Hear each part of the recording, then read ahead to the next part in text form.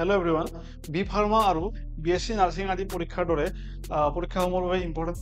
এটা প্ৰশ্ন চাওঁ আহকচোন যে which part of the brain controls balance and coordination যে আমাৰ যিটো ব্ৰেইন আছে আমাৰ এই ব্ৰেইনে কি কৰে আমাৰ এটা বেলেঞ্চ মেইনটেইন কৰে অৰ্থাৎ আপুনি যদি চাইকেল চলাই যাই আছে তাতে এটা বেলেঞ্চ আমি মেইনটেইন কৰি চলিব লাগে যাতে আমি পৰি নাযাওঁ নহয় ঠিক আছে আমাৰ বডিটোৰ এটা বেলেঞ্চ আৰু মানে আমাৰ যিটো কোঅৰ্ডিনেশ্যনটো মেইনটেইন কৰাত আমাৰ ব্ৰেইনৰ কোনটো পাৰ্টে আমাক হেল্প কৰে যে মেডুলা হাইপোথেলামাস সেৰিবেলাম নে সেৰিব্ৰাম এটা খুব ধুনীয়া আৰু ইম্পৰ্টেণ্ট কুৱেশ্যন যিটো আপোনালোকক অকণমান কনচেপ্ট লাগিব মুখস্থ থাকিব লাগিব গতিকে এনচাৰটো আমাৰ কি হয় সেৰিবেলাম